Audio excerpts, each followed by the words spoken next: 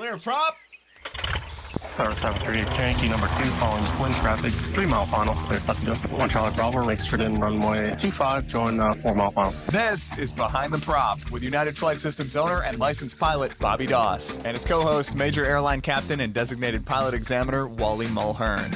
Now let's go Behind the Prop. What's up, Wally?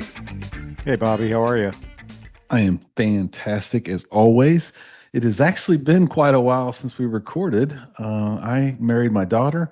We put 2 or 3 shows in the can a few weeks back, and I've been around the world a little bit. I'm sure you've been around the world a number of times, and we're back in front of our mics. This show will be out around Oshkosh, and this year I won't be going. Are you going to Oshkosh this year? I am, and let's clarify that. You said I married my daughter. Oh, let's just clarify I that. gave my daughter away. She There got we go. married to another man. There we go. I knew what you meant, but that would be awkward. yeah, absolutely. Probably illegal in Absolutely. most states, but Yeah. it was a great time. I didn't cry near as much as I thought I was going to cry. I think I was stoic for her. It was, I think it was one of those things now I regret for my friends who only have boys that they're never going to get that opportunity to give their daughter away. It's a very unique experience that you only get to do it if you have a daughter and she gets married. Yeah. So it was very fun, very interesting, very beautiful. And we're super excited for them and watching them get to grow up together. But today, Aviation Podcast, let's jump into aviation. Today's show is going to be called True, False, or It Depends. And we're going to pretend to be Mythbusters today and kind of break down a number of things we hear and see throughout flight training, throughout check rides, and try and bust some myths or maybe some statements that are too often thought of as true or too often thought of as false. Sometimes they depend, and we're going to break these down. We have hundreds of ideas, so this will probably be something we repeat multiple times out into the future. But I think every airport or every hangar or every airport, people think there's a hangar full of experts. That's what I hope people think when they drive by United Flight Systems. But I would even say not everything our team says is always 100% true. But we all know a guy or have met a guy who says he soloed in 5 hours, and if you can't do that, you're not going to be a good pilot.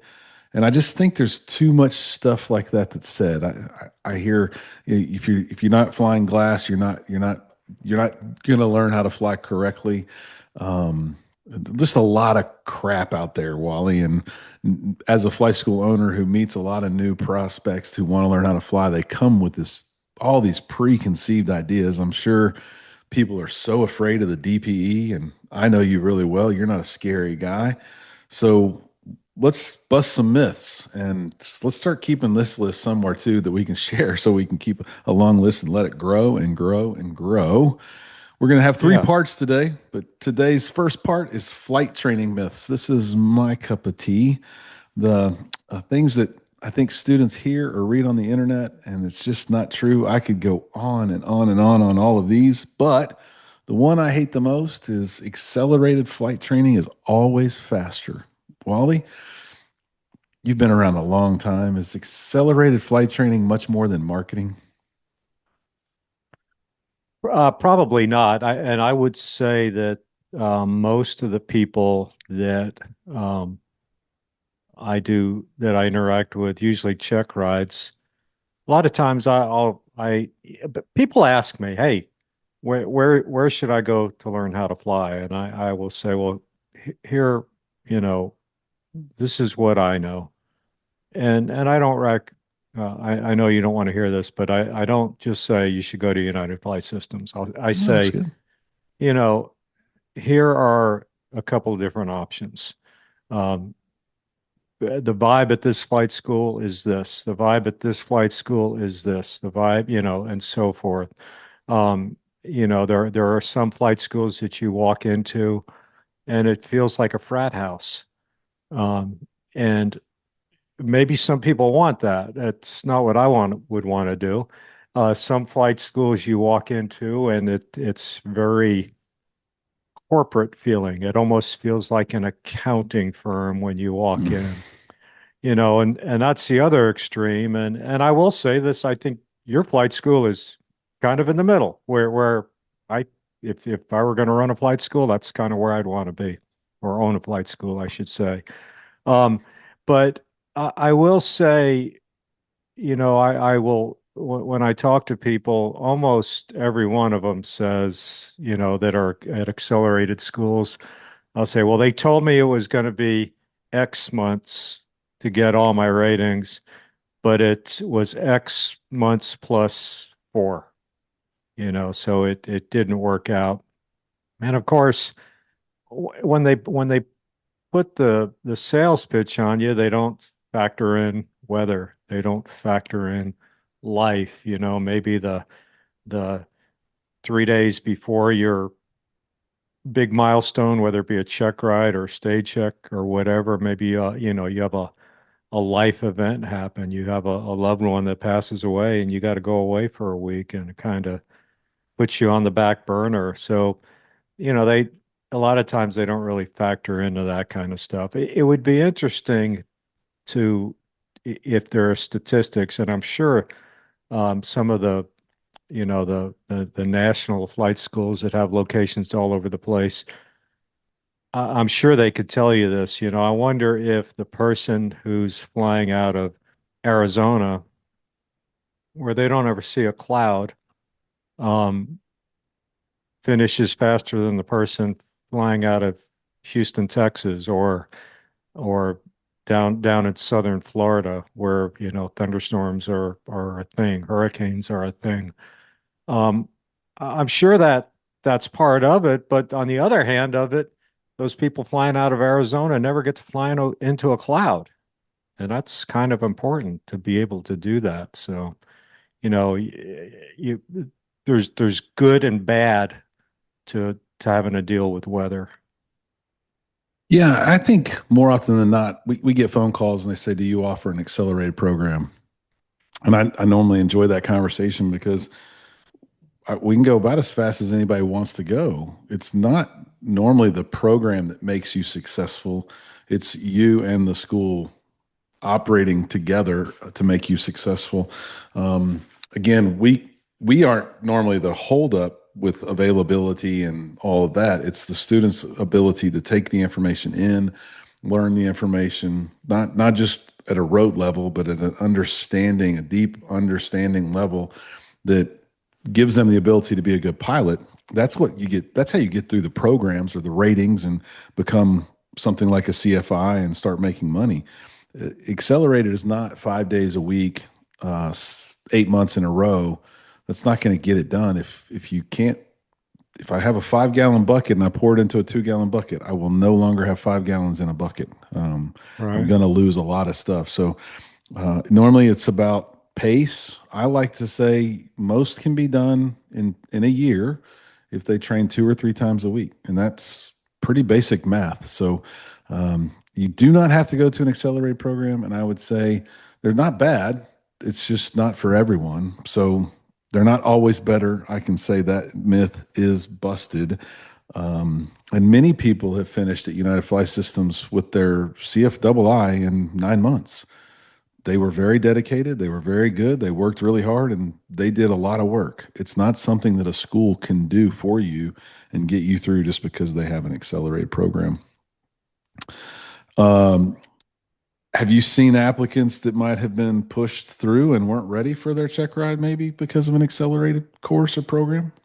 And by the way, I'll say some short stuff like multi. That kind of makes sense, right? Um, a 1 month CFI course, I don't like that because I think the lowest common denominator in the room is going to be the one who holds everybody up. But for private and instrument and commercial, do you see people maybe getting pushed to go sooner because of an accelerated program? Yeah, and I don't know if it's always because of the accelerated program. Sometimes I think there are external factors, whether it be uh, family, i.e., parents who are writing the check, um, and maybe parents have a connection to aviation, and they did this 35 years ago, and they know how it works, and they're wondering why it's taken you so long. That's I guess that's code for kids of airline pilots. Um, Yep. I see that. I see that. And a lot of times it's the applicant or the student themselves who are pushing themselves. And they're trying to get in. I all the time I get my policy is I do not schedule a check ride for an applicant until they're signed off. I also don't schedule more than about 2 weeks out. So, and different examiners do it different ways. Some guys will schedule 2 months out. I just got a email or a text from a guy just a couple hours ago, and he is telling me that he should be done in 8 weeks and would like to schedule his private pilot check ride. Well, 8 weeks. I mean, if he's 8 weeks away, I don't know how often he's flying, but he maybe hasn't even soloed yet, Right. possibly. And I says, yeah, I'll have an opening in 8 weeks, but when you're ready to go, let me know. There you go. I think it's all about you building a timeline for your life, whatever works for you, your budget. If Accelerate is part of that, great. Make sure you are a good student and ready to hit the books and take in a whole bunch of knowledge really, really fast. Not what someone else is telling you can do. Make sure it's what you know you can do and how you want to do it. Myth number 2, more flight hours automatically make you a better pilot. I hate the phrase time building because I don't think time building is valuable. There is some training that is less instructional, right? Where you do something like accumulate time, but that time building should not be about building the time, in my opinion, because you're wasting so much valuable time in the airplane that you should be doing something to learn things, right? If you're going to time build, you and a buddy getting in a plane and hitting the autopilot, going somewhere, landing once, turning around, coming back and doing the same thing and landing a second time is not very valuable. And those hours don't make you a better pilot. I actually would think they would make you lesser of a pilot. I know I've met people that have 80 hours that I would get in the plane and go anywhere with them. And I know I've met people with 400 hours that I would not get in a plane with. So there's a wide, vast variance there. What is your take on the myth, more flight hours make you a better pilot? Oh, that's just ridiculous. More time on the football team makes you a better football player. So the guy that's been on the team for 20 years gets to be quarterback. It just doesn't work that way. Right. And you make an excellent point with the word or the phrase time building. I mean, we all use it and we maybe say it, but man, it's not the time, it's the experience. We have an episode that goes way back, and this was back in the early days of Behind the Prop, and we called it. I believe the name of the episode was Mission Oriented Time Building, and I see so many applicants that come to me, maybe a private applicant, where I look at their first cross country, their dual cross country, and they went from airport A to airport B to airport C back to airport A. And then their first solo cross country, they went from airport A to airport B to airport C back to airport A. Same route. And then the next day, they did the same thing.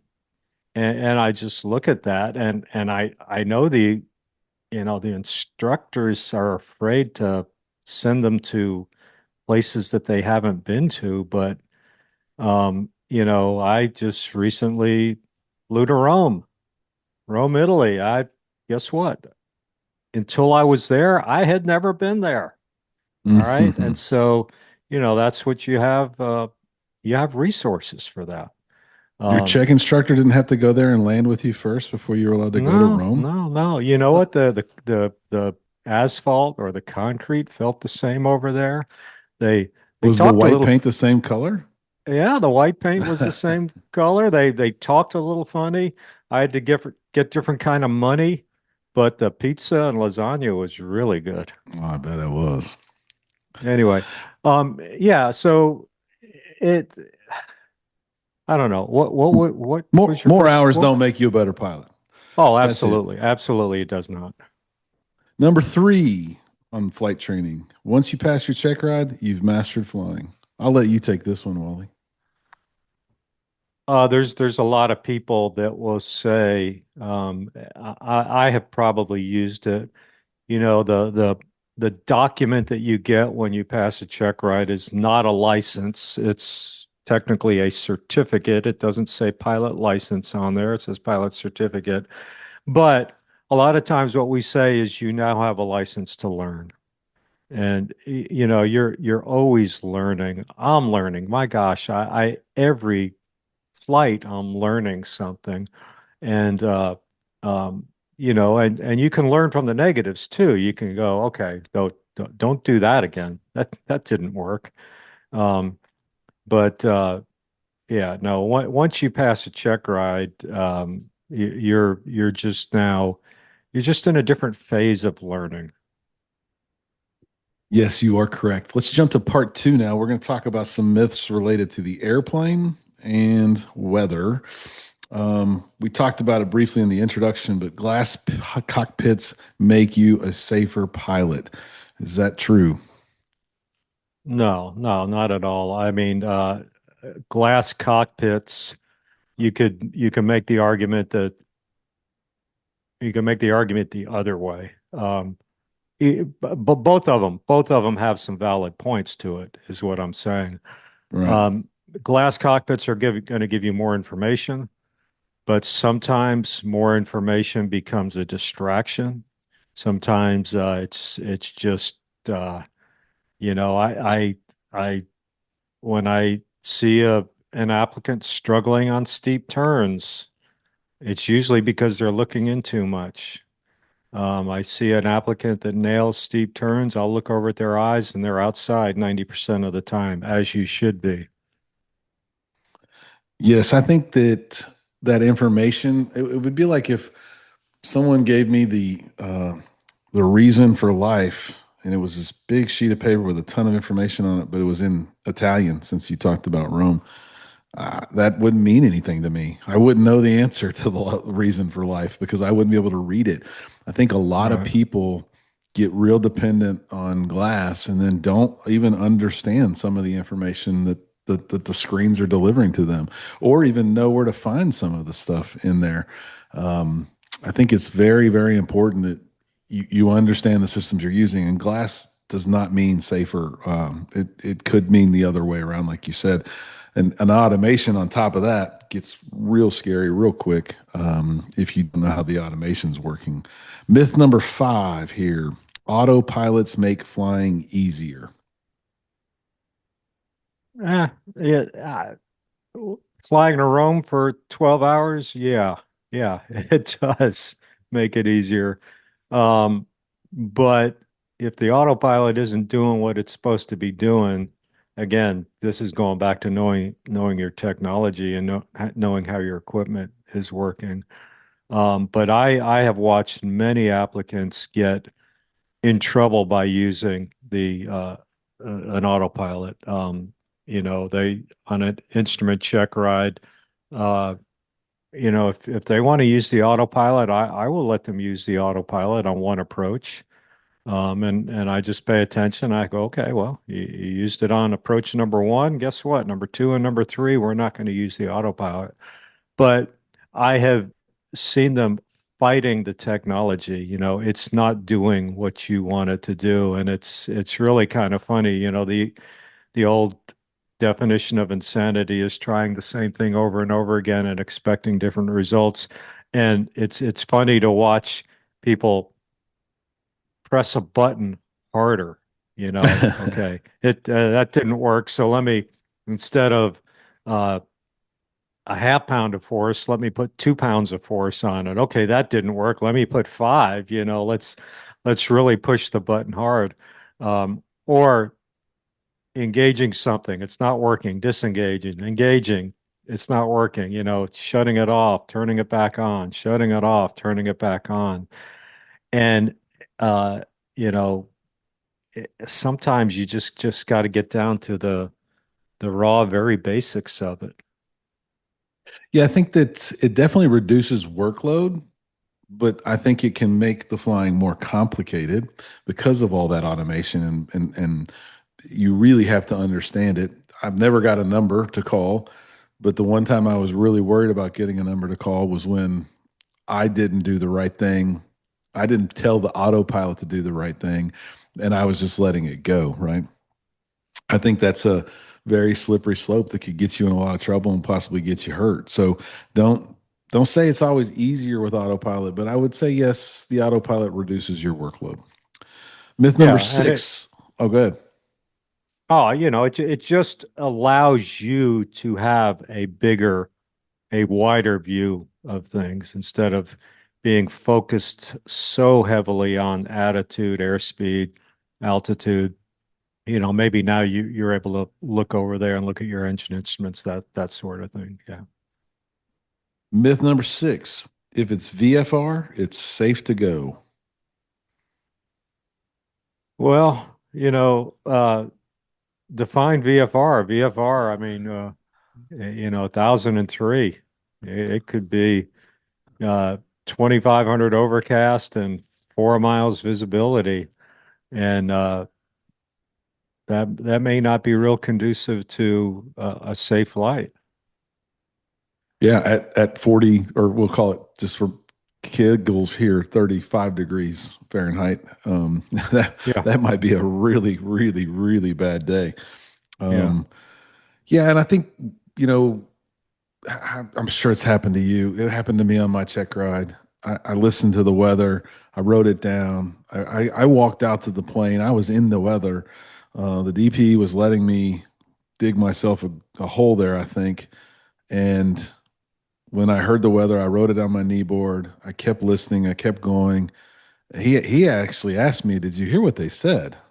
And I said, "Well, yes, sir. I wrote it down." He goes, "You gonna fly with Mrs. Dawson that tomorrow?" And it was like 13 gusting 26, and pretty much right across the runway.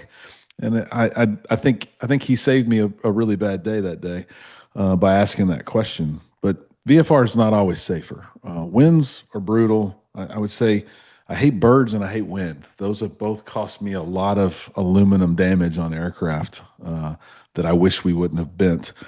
But you can't just say VFR is safe.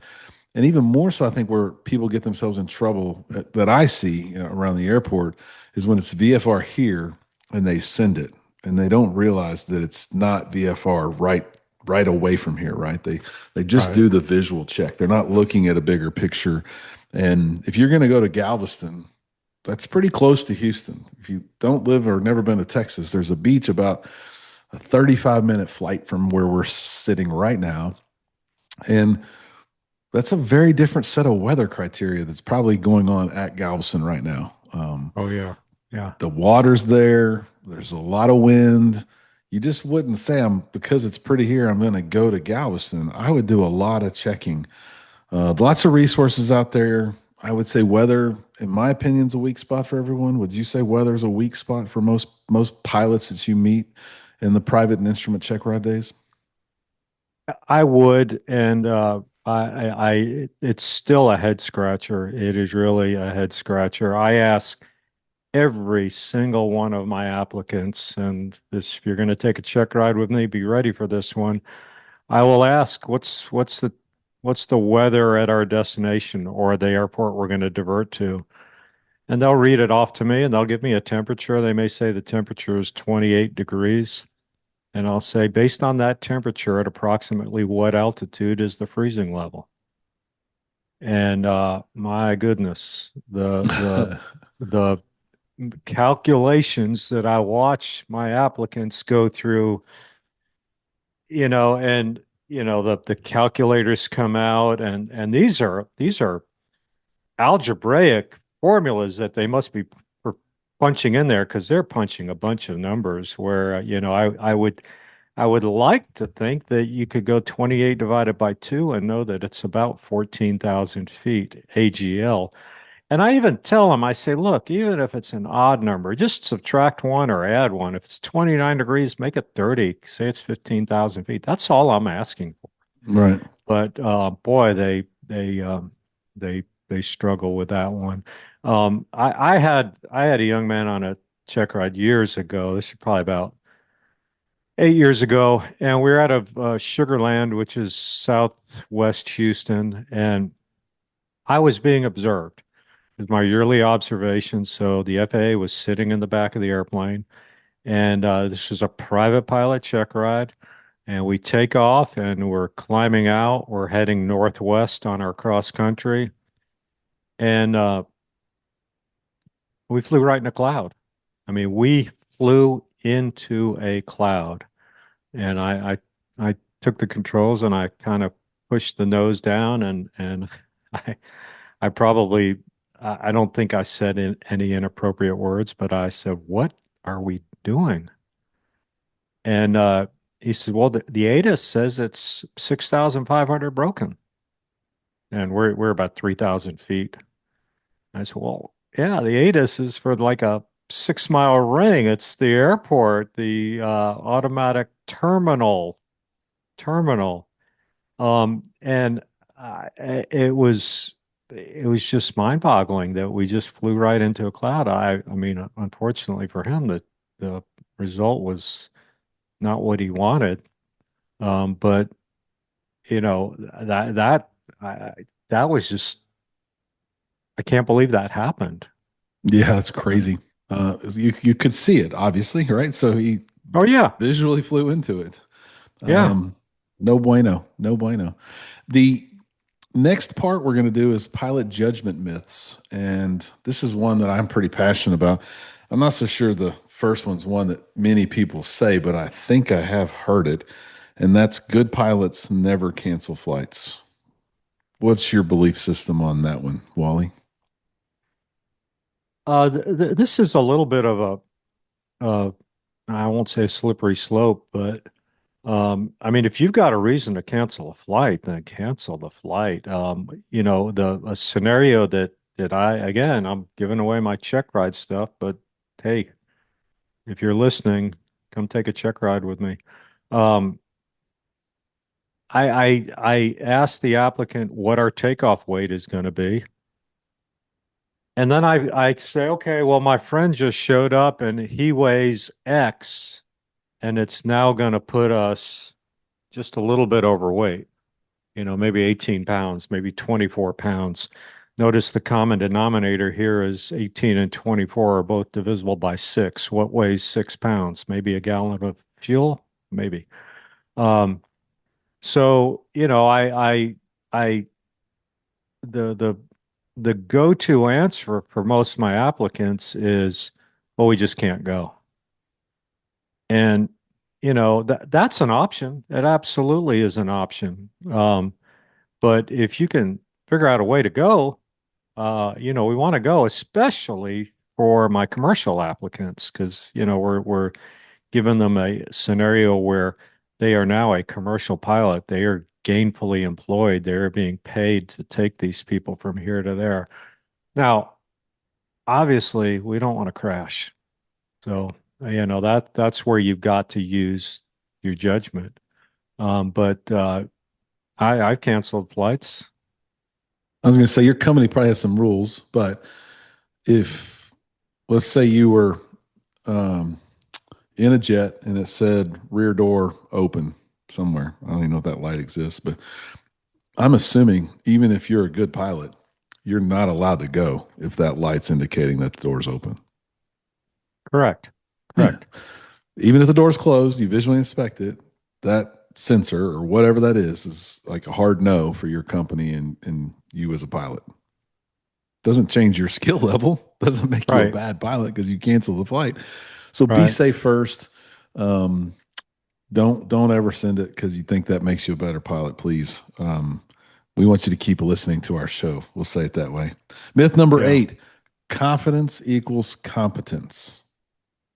Again, I'll let you take this one because it's false, of course, but come on. Yeah. Confidence is Yeah. actually a bad thing in some of my respects, but what are your thoughts? Yeah. Yeah. Well, I think confidence is good, but overconfidence is bad. And where's that fine line? I feel confident in making this flight. Now, there is a certain level of risk in every flight. You know, Amen. I there's a certain level of risk in driving down the road. There's a certain level of risk in going to a fast food place and getting food. Um, but uh, overconfidence, and I have seen many applicants who were just overconfident. We're sitting there and I'm looking at the wind, and maybe we're at an airport that has a north-south runway, and the wind is 240 at 17, gusting to 26. And I will hint to the applicant. I'll say, "You're good with that?" "Oh yeah, yeah, I'm good."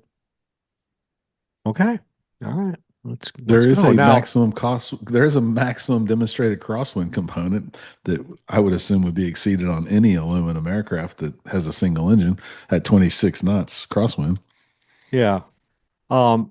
And I just had one, I don't know, a couple months ago, and we walked out to the airplane, and we were in a Cessna, and the way the airplane was pointed, the wind was coming up from the tail, and when he opened the door, that door almost came off. It Wow. it it slammed up against that strut, and he looked over at me and said, "Maybe we should discontinue." And I said, "You know what? I think that's a good call. I'm surprised you didn't do it earlier." And I don't know. I did he not understand what 17 gusting to 26 felt like? I mean, sitting in the office, it didn't seem all that bad. Of course, we're in a nice enclosed office, right? Well, I do think that as pilots get more comfortable and they get more confident, it's not necessarily a bad thing as long as it's built with good judgment and preparation and they're doing all the right things. Like you said, I'm confident in flying to Dallas today in a single engine piston airplane where I might not have been confident to do that early on in my flying career, but it's because of the experience that I've gained over time. When a solo student says, "I'd like to do a long cross country to Dallas," I think that that's a little bit more than they should bite off for sure in Yeah. any situation. Myth number Right. nine, there's always another airport. And this one's a little deceiving on the surface, but there's not always another airport that you can get to. Right. So you might know there's alternates, but we both believe that avgas is very, very important to this thing that we do, and also very expensive right now. But the you might not always be able to get to that other airport, and so if you make a plan, it'd be nice to know if you're going to be able to get to that airport, that airport's going to be open, that you know the NOTAMs. I think it's a slippery slope to say that I can always just get to another airport. Yeah, absolutely. I thought I was going to have the opportunity. It didn't pan out, but um, a few days ago, I thought I was going to have the opportunity to fly to Fiji from San Francisco, and that's out in the middle of the Pacific Ocean. There's nothing. There's nothing around there, and I was looking at it on the map. About an 8-hour flight from San Francisco, and you fly past Hawaii and head towards Australia, and about 8 hours later, hopefully you find Fiji. I mean, we joke all the time flying to Hawaii. I mean, going to Hawaii, if you miss Hawaii, you're in trouble. Yeah, you are. There's just not much out there. Coming back, Hawaii back to the mainland, well, you're gonna hit land in a few hours. But yeah, so there is not always another airport. That's a good one. I was in Hawaii for my daughter's wedding, and I can remember thinking about the turnaround point and the stories that you've told, and telling other non-pilots in the plane some of the thoughts that we had. Um, if you deviated 3 degrees for 5 hours, you're gonna miss Hawaii. That's a long way Yeah, from Hawaii when you get there, for sure. yeah, yeah. So let's wrap this show up with a little bit of a lightning round, Wally. And I'm going to ask you some questions, and you get about 10 seconds to answer each one of these. So, not long winded, just quick ones. Myths that I've heard or comments that I've heard that I want your take on them. So, first one, twin engines are always safer. Twin engines are twice as likely to have an engine failure than single engine airplanes. So no, they're not always safer. Single engine airplanes, if you lose an engine, there's very little decision making. You're going down. Twin engine, you might be tempted to try to do something, and sometimes that may be a really bad decision. So yeah, just I mean, the math tells you that with two engines, you are twice as likely to have an engine failure as you are in one engine. And the only thing I'd add to that is that if you're equally proficient, that might start the conversation about not necessarily more unsafe, but I would just bet that most multi-engine pilots that don't fly a multi-engine all the time are less proficient in that plane, which immediately makes you less safe, Yeah, in my opinion. Number yeah, two, I think you so. should take the written exam before you start flying. Oh, this is like nails on a chalkboard. I mean, when I hear that, I cringe. If you do that, you're learning by rote, and you're not really learning the material. I think if you do it in concert with your flight training, you're going to understand it better, and you're gonna get more out of it. Amen. Chair flying does not work or help you as a pilot. Absolutely wrong. Absolutely wrong. I've done a lot of the majority of of the flight training that I've done in the last many years is multi-engine training. And before we even will start an engine, we sit in the cockpit and we go through the drill, we call it, what you're going to do if you lose an engine. There's certain procedures, and we go over and over and over. And you don't have to just be sitting in an airplane to do it. The term chair flying, you could be sitting at your kitchen table doing it. So no, chair flying is really good. Yeah, go watch those Blue Angels chair fly. They do it 3 times a day, every day. Yeah. Yeah. Simulators are just video games and they won't help my flight training. Oh, absolutely not. I've got a little home simulator set up, and it's great. And the more advanced you get with simulators, the simulators that are at some of the flight schools, like the ones sitting in your front room at your flight school are incredible. It's just great because you could stop it. If you were the student, you're just totally confused, you can just hit a stop button and freeze it. But you can get a lot out of a simulator. A parachute means you can't crash. Well, if you can't crash, why would you need a parachute? Well, I Uh, like to say that I think that accounts for a lot of things that could go horribly wrong that will definitely help you. But if someone else hits you midair, your parachute's not going to do much for you. There's that's lots of things that an could still excellent point. lots of things that could Excellent still point. go wrong. Um, Yeah.